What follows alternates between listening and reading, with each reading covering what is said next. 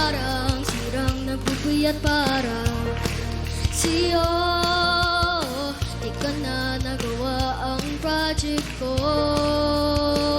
pero yung sa'yo at sa kapatid mo ginagawa ko.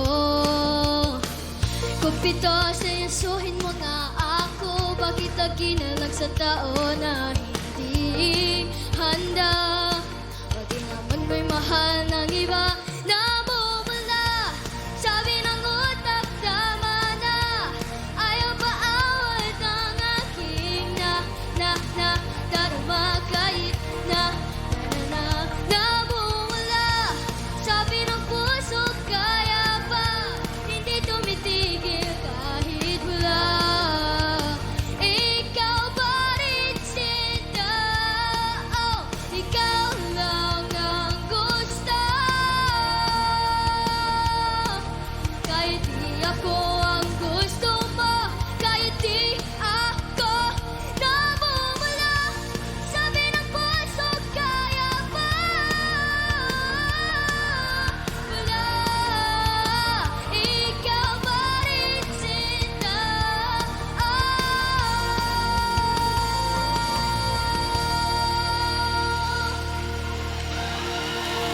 Salamat po.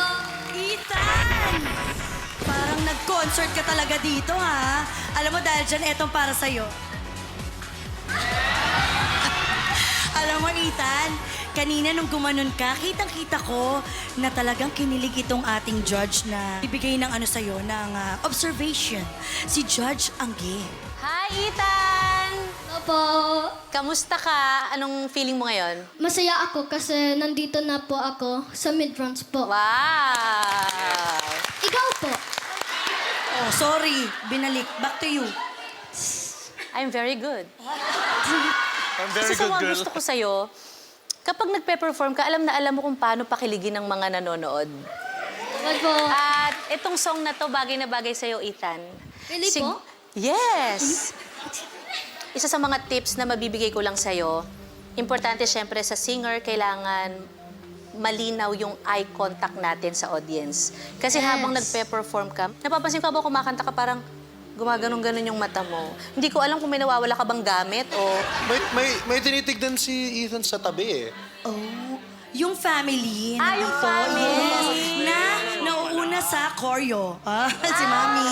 Yes. Hayaan mo next time, Ethan, dadali namin sa stage sila, Mami and Isasama. Sige po.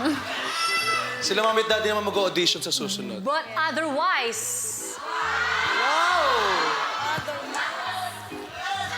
Ano nga pinakasulat, Sir Gary? Magaling.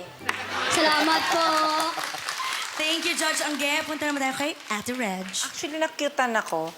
You're very entertaining. The performance was hindi ganun kalinis, pero I was entertained. Thank you, Ate Reg. Thank you, Ethan. At ngayon naman, studio audience, it's your time to shine. I-lock in nyo na ang inyong mga score.